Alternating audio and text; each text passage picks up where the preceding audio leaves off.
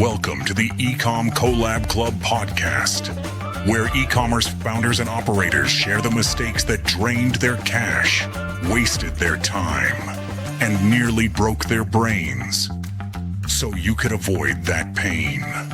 Fucking great. No one ever listens to me. Hosted by Adam Pearce, co-founder of the Ecom Collab Club, and Blend Commerce, the Shopify CRO agency. All right, so today we are talking about some things I think loads of people say they care about, but in reality, very few people actually understand. And that is sustainability in fashion, because it's quite easy to put organic cotton on your homepage, and it's much harder when you're competing against brands producing £6 t-shirts, training customers to expect next day delivery and constant discounts. So today I wanted to unpack the real realities of building a sustainable brand in a pretty unsustainable world. And I'd like to welcome the two founders of Livotte, which is Delphine and Beth. So ladies, welcome to the show. Thank you so much. Pleasure to have you both. And I think, look, I wanted to dive right in, if that's okay, because we've got a lot to cover today, and a topic that is big, but I'm eager to get your experience and your opinions on a lot of the stuff that you mentioned there in the intro. Oh.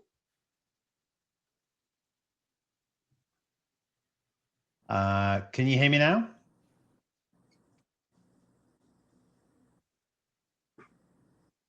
Still no sound?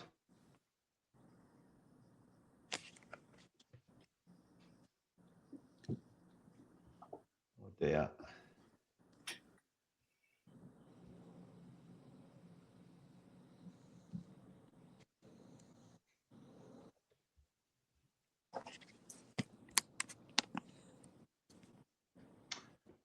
Any joy?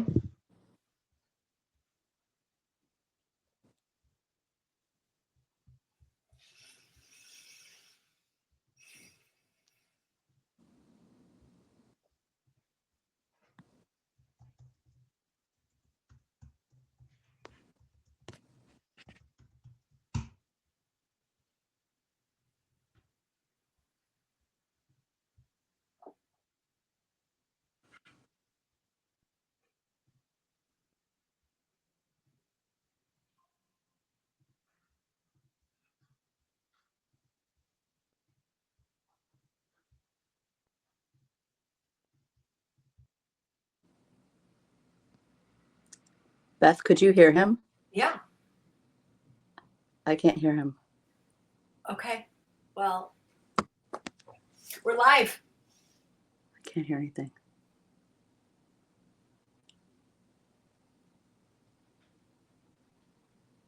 Did you check the volume in your...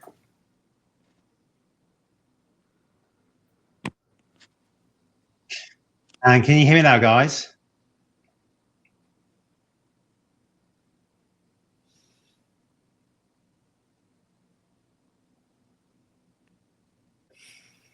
Any audio now? No? I'm here. You can't hear me. Delphine can't hear you.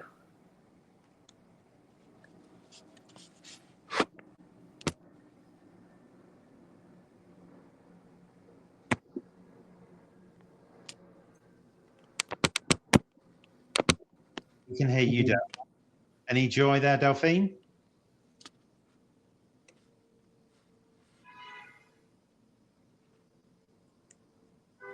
I think, Beth, what we might have to do, if it's okay, we might have to drop Delphine off, if that's all right.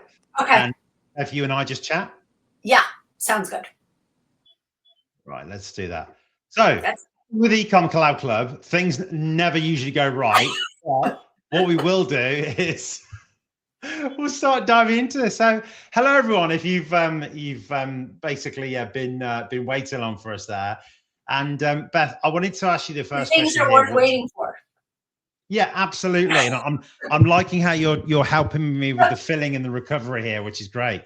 But from a sustainability point of view, when you and Delphine obviously hear that term, the dreaded term in some circles, which is sustainable fashion, what goes through your heads? So listen, it's an overused buzzword at this point, right? Like everyone's sustainable. And the amount of brands that are B Corp is out of hand. I mean, every brand that has any investment is B Corp. And it's worth saying that it's become a bit of another pay to play issue. You know, B Corp is very expensive to be a part of. And for us, it contributes to more of the greenwashing that so many brands do. They do one thing that's sustainable, and all of a sudden they're a sustainable fashion brand, which is not necessarily the truth. I mean, it's lost its meaning in the last, almost decade. And look, on the whole B Corp thing, and look, Delphine and I were talking about this before we actually started recording as well, but specifically on that point. Was there a point where you guys considered this, or has it always been something that you've known, I guess about the process and also what's been happening in the market that made you think that particular way? So when we started our company, we started it as a sustainable fashion brand. We always were producing locally. We always wanted to understand and have relationships with our factories, our suppliers. We wanted to understand our supply chain. We've worked in this business for over 20 years. So we've worked for companies that, were made in China. We worked for companies that, were larger than us, and we understood the pitfalls of the industry, and we knew from day one who we were and what we stood for.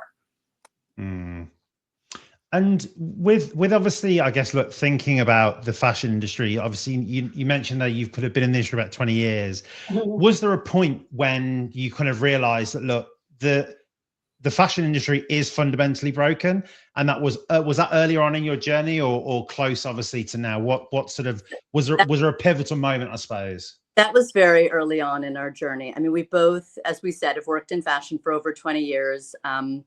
We worked in retail, we worked in production, PR, and many aspects. And I think, when Beth and I decided to start Livotte, pretty early on, we were invited to a talk at the V&A with Stella McCartney and Ellen McMaster, who's a big supporter of a circular economy. And the whole thing was hosted by H&M. And we sat there listening to how H&M was vowing to become, green within the next 30 years, something like that. And everyone was clapping and, saying how wonderful it was. And Beth and I just kind of looked at each other and went, wait a minute, they can put out a collab, a capsule collection with Erdem or with Fendi or Karl Lagerfeld in, 30 weeks to a month, but it's going to take them 20 to 30 years to become green because they're so top heavy. They have so many EVPs making millions of dollars that it's going to take them that long. This is broken, right? This is broken. So we've never been under the guise of we've never had those lenses on. We've always been quite realistic, and we've always known what we wanted to do, and that was to do it properly and to do it here.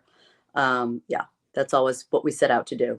No, look, this is great to hear, because I think ultimately in the e-commerce world, I think it's quite difficult sometimes to see through the people that hold a position that is deep founded versus maybe something that is being done for a particular look or a particular view. And I think, look, what's very evident from early on here from both of you is that this is a very deep rooted focus that you both have. And on the consumer side of things, when you kind of ask people about, look, when we sort of thinking about consumers specifically, do consumers care about sustainability, or do they only care when it is sustainable, but it's also convenient and affordable? Is there a caveat with that? So I think that they want to care. I think consumers do want to care and they want to shop smart, but I think we're in a society that glamorizes fast fashion. And with social media, you're constantly seeing people unboxing and with I mean, whether it's cooking gadgets on Amazon or, you know, new looks every week from Zara and they're unboxing like 10, 20, 30 items. It kind of glamorizes this whole consumerism, this art of consumerism.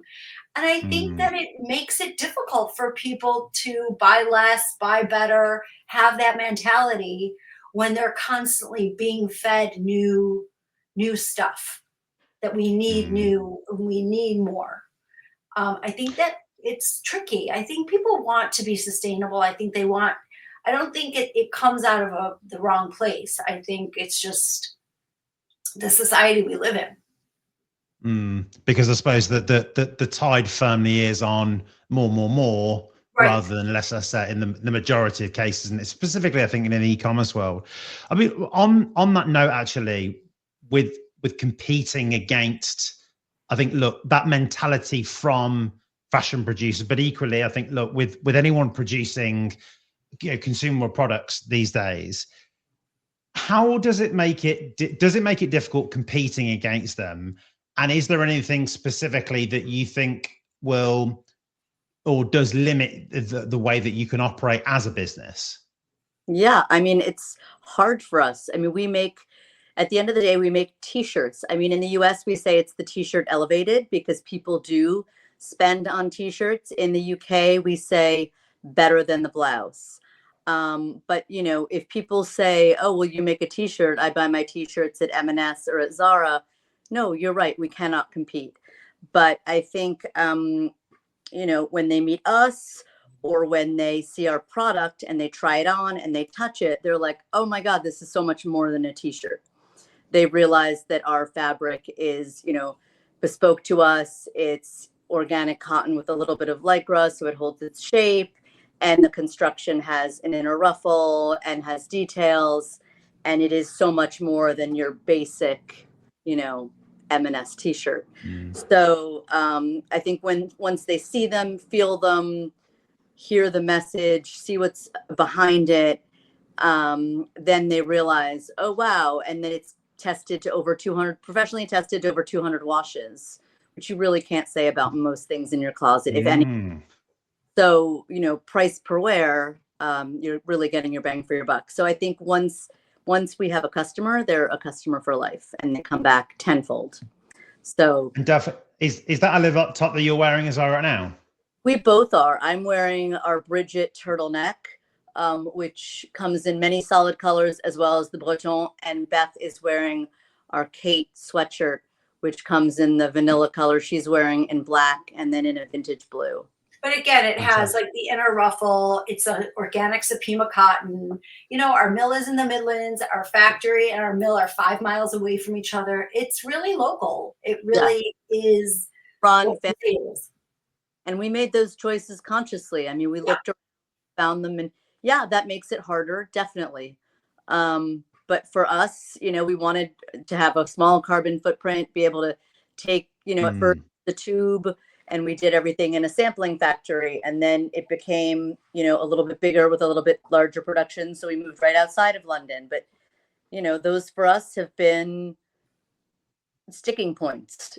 That's how we decided to do this.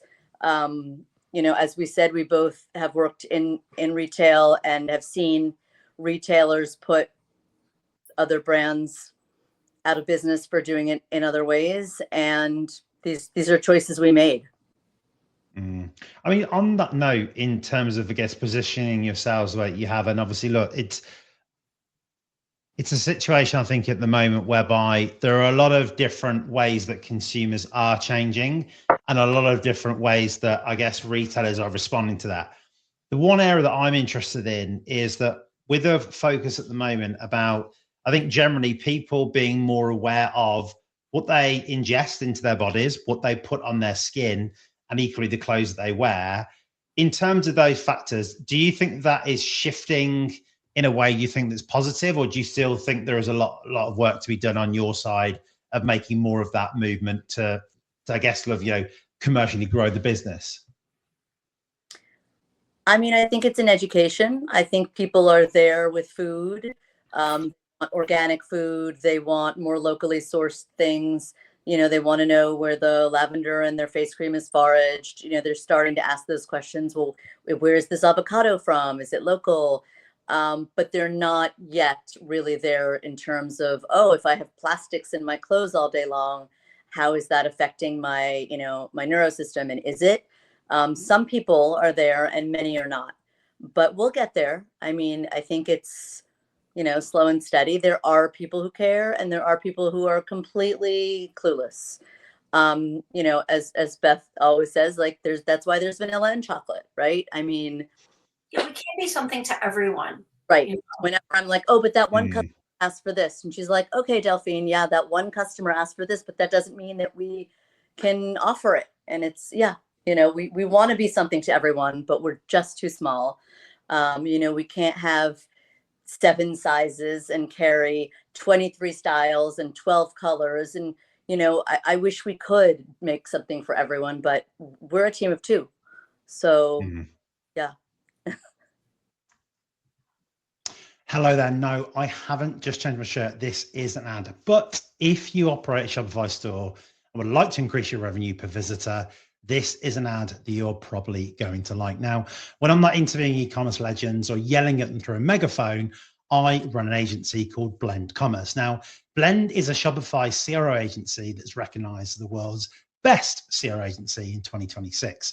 And me and my business partner, Peter, founded Blend about 10 years ago as one of the first Shopify agencies in the UK. We came over time to specialize in conversion rate optimization. And now we work with over 350 Shopify brands. Now, we work with stores that have at least 50,000 visitors a month and annual revenues of over $1 million or £1 million. So why do Shopify brands like working with us? Well, firstly, everything that we do is meaningful. Everything that we do is tied to business goals, and getting your customers to buy now, buy more, and buy again is of utmost importance to us. And the way that we do that is through something called PECT, which is proof, ease, cost, time, and impact. And this process allows us to, on average, increase revenue per sessions by between 10 and 35% over 6 months. Now, if you're wondering about where you start with CRO or actually how your store stocks up, then actually go ahead and have a look at www.blendcommerce.com. You'll find CRO benchmarks on there, and that will give you a first insight into how Blend potentially help you. So let's talk cotton now, because when someone says, look, let's use organic cotton instead, it sounds like it's quite easy. I'm assuming there's quite a few headaches behind sourcing sustainable materials. Listen, I think there's a lot of organic cotton to be had. Not all of it's from the EU. Not all of it is created equal.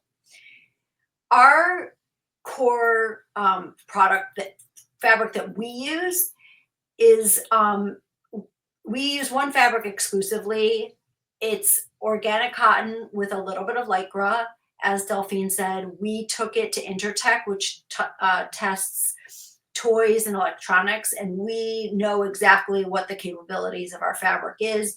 We know how many washes. It's tested to over 200 machine washes, so no dry clean. And it doesn't twist. It doesn't get small holes in it. Sometimes when using only 100% organic cotton or 100% cotton for that matter, it doesn't wear as well. So it's fine to have organic cotton. It doesn't mean it's going to last. And that's at the end of the day what we want, right? We don't want to be buying things every 6 weeks or 6 months. I mean, you want things in your wardrobe that are going to last beyond that season. And that's what we set out to do. So that's what sets us apart, not the organic cotton. Yeah, I like that. I think equally as well, it's also about being realistic, isn't it? Because I remember, a few months ago, we had the guys from Batch, the sort of the suit company, who I guess, look, from their point of view, they kind of talked about a similar thing in that with their material, again, look, everyone was saying something. It's got to be, either 100% linen or it's got to be 100% cotton, but I think the realities of that in terms of that wear, people are probably not too familiar with. And there is that sort of, that case of, well, yes, okay, we could go that route, but actually being sustainable doesn't just mean going to buy an organic cotton, does it? It means creating something that works well and wears for a long time. Yes.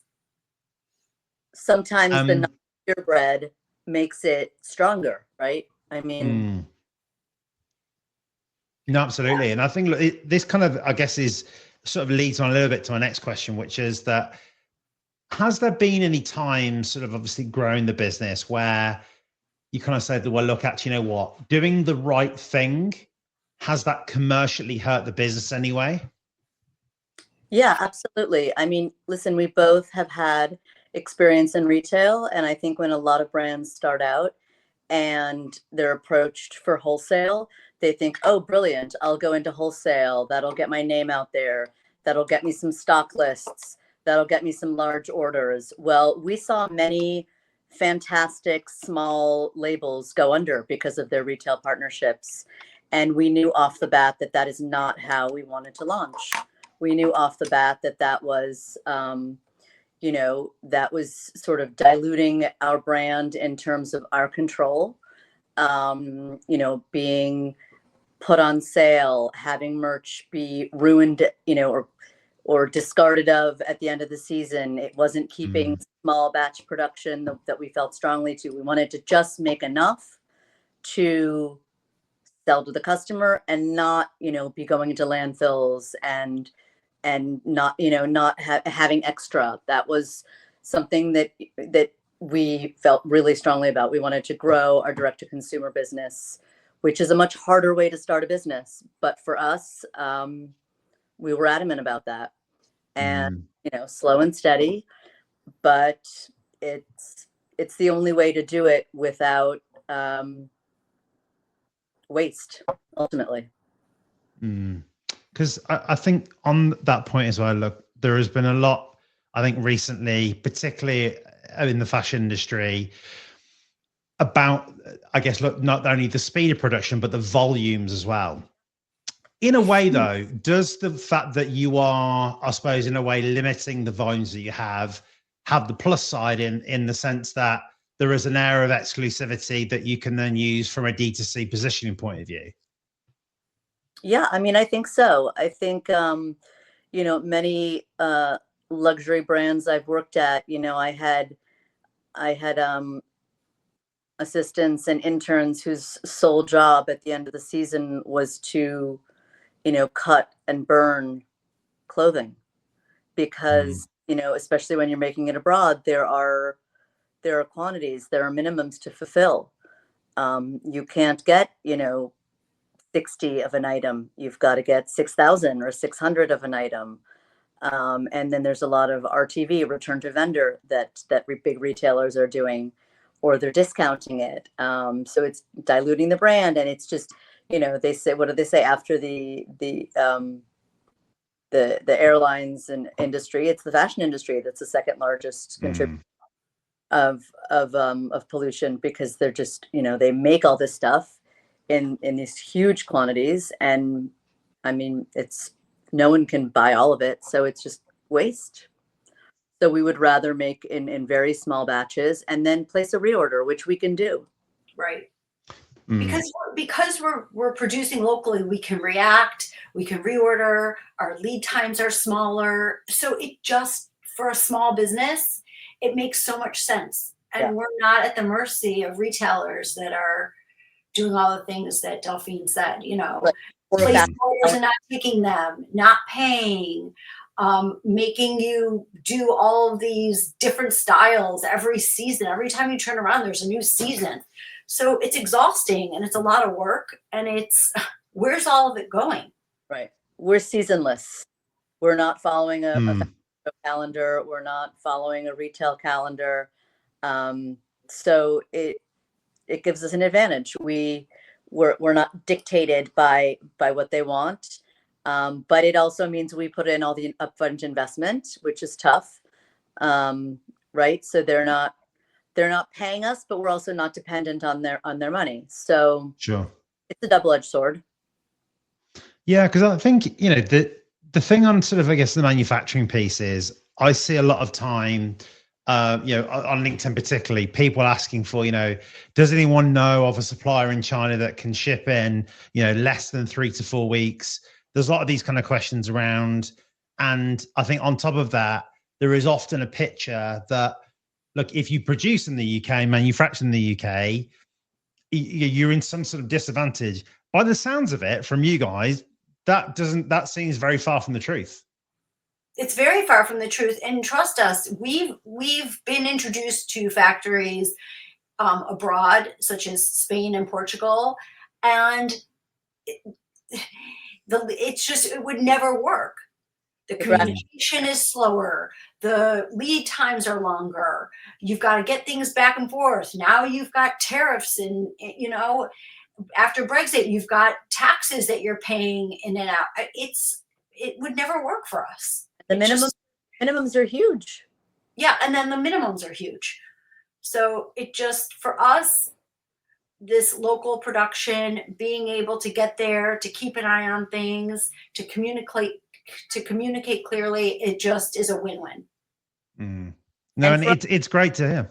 For us to be able to get on the train and go up there and meet with, our fabric people, the husband and wife, and to meet with our production person and, walk around the floor, see what they're cutting, see what they're doing, make sure the work is the way we want it to be, and then get back on the train and go back, in a little over an hour. We're up and down to the Midlands. That's priceless, I imagine it gives you much more peace of mind than expecting an email over a 24-hour period. Absolutely. On the front of obviously thinking about that term that I sort of asked you right at the start, Beth, about sustainable fashion, and like quite right, I think it sort of goes through people a little bit when you hear that term, but there seems to be an expectation, particularly I think in the e-commerce world, that companies or brands will donate, support causes, to offset carbon, support communities, all of that element. Do you think, with a very critical lens, I suppose, looking at this, does that move the needle commercially? So we're in business to make money and to do business. And if you have a cause that's important, that's wonderful. And if you want to donate a percentage of your proceeds or partner with another organization which you feel strongly about, I think it's wonderful. But I don't think you do it for the commercial viability of it. We partner with a lot of Mother to Mother in the UK, and Your Mom Cares, which is a mental illness, advocates for mental illness in the US, because we're moms and that has meaning to us. But I don't think it's moving the needle from a commercial standpoint. And I don't think it should be expected, especially of small businesses. There's so many, you have your hands in so many buckets, and then you have to worry about also charity. I mean, it's a lot. Yeah. We do it for the community. Yeah. I think it's a lovely thing to do, but I don't think it should be expected. And I think it's a business at the end of the day. We do it for the community because, we are a community of women. We've met so many incredible women through the business. And when there's an incredible woman who is doing something amazing, we want to support her just as she's supported us. So, she'll bring us her network and we'll say, we're happy to do an event with you and give a percentage of proceeds because we believe in what you're doing. It's more that way. It's very organic the way it comes together, but we don't do it as a way to say, oh, look what we're doing. It's more, let's do something to celebrate, someone who's been supportive of us, that we support what they're doing. It's sort of that way that it comes about. No, absolutely. I mean, the thing, for me as well is I often see sort of, newer businesses who will be talking about this, donating a percentage of their profits, or for every purchase there is a donation to X, Y, Z. And I agree with you both in the sense that it almost puts that extra level of pressure on top of already being in a very competitive industry and then also having to adhere to those rules and those guardrails that you've then put up. So I think it's, it's an admirable thing to do, but I think, in the reality is like, as a smaller brand starting out, do brands have the power to make an influence? And secondly, does that then kind of create more pressure on them to perform and do a particular, go a particular route, if that's obviously something that they are initially just trying to get off the ground? It always sort of, I guess, gives me a bit of conflict in my mind when I see that. Is that something that you really kind of need to do? Yeah, and I think, no, it's not something you need to do. I think it's a nice thing to do, but I think you should get your business off the ground first, and then think of ways that you can give back to your community. So if we think about the internet, look, the internet says, go and buy more stuff. That's, I think, probably what most of us see. How do you flip that narrative then with you guys and go and say, okay, go and buy fewer but better products? How do you kind of convince someone to do that?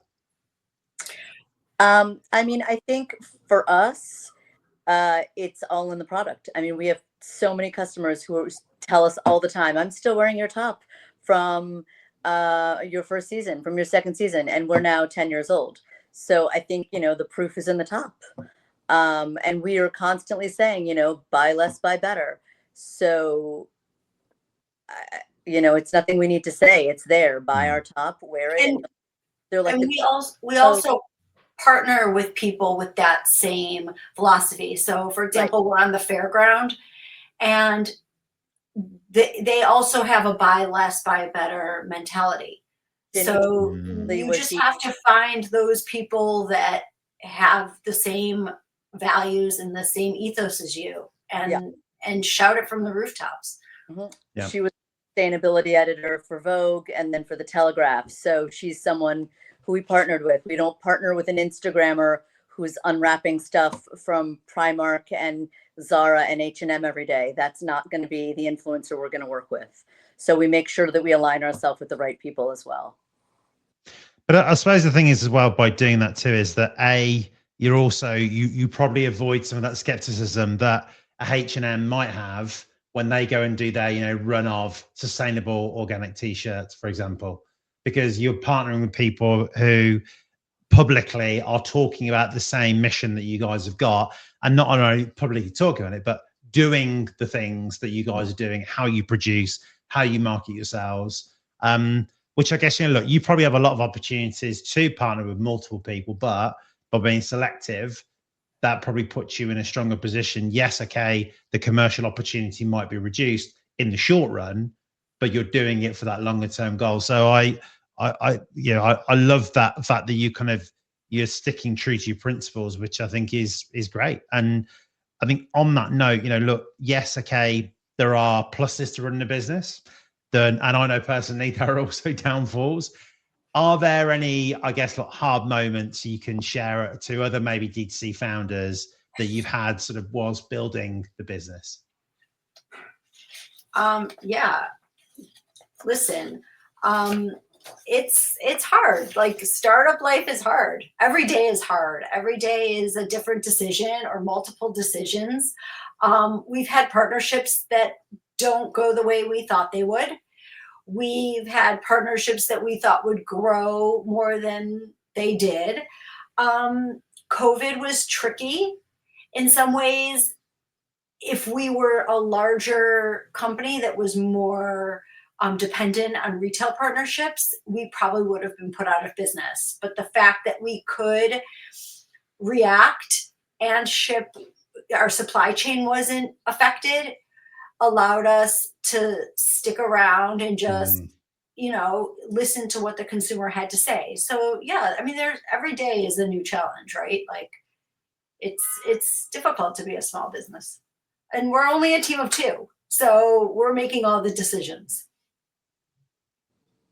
It's a lot on your shoulders to decide, isn't it? And I think equally, when you, I guess, kind of think about the D2C style of business where there are lots of decisions quickly that have to be made, how do you sort of prioritize between you? Do you both make decisions collectively, or do you both have certain areas of the business that you effectively look after? How are you going to run it as a company? So both.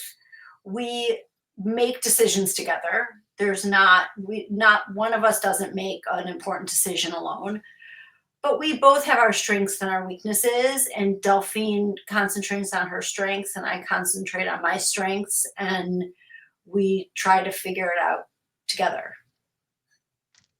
Yeah. Delphine's chuckling there. Yeah. Yeah. I mean, every day is like a new thing. We're like 2 steps forward, 1 step back. If I ask you, and this, I guess a little bit of a curveball in a way is that, but thinking about obviously e-commerce and the e-commerce industry, what is the one thing that you actually love, you really love about e-commerce? And what's the one thing that you really do not like about e-commerce? So we both love the same.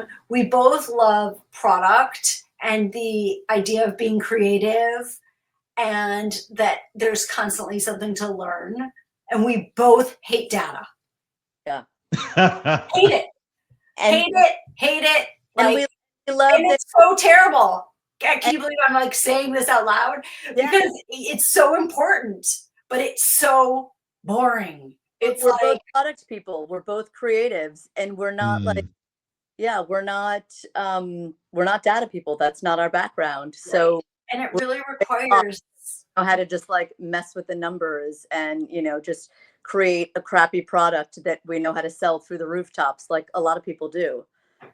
So we're at a big disadvantage because we have an amazing product, but sometimes we're just like pulling our hair out because we're like, we don't know how to get it out there. Right. But honestly, everyone buys one and comes back for a dozen more. We don't, we have only repeat customers. It's unbelievable. But we're not performance marketers. We're product marketers. So it's just like, we're learning. Fantastic. Well, look, I think, it's so refreshing, I think, to hear people be so honest and upfront about that, because I think, look, a lot of the time there is a kind of perception in e-commerce. If you read everything that you read on LinkedIn, that everyone's kind of got their shit together.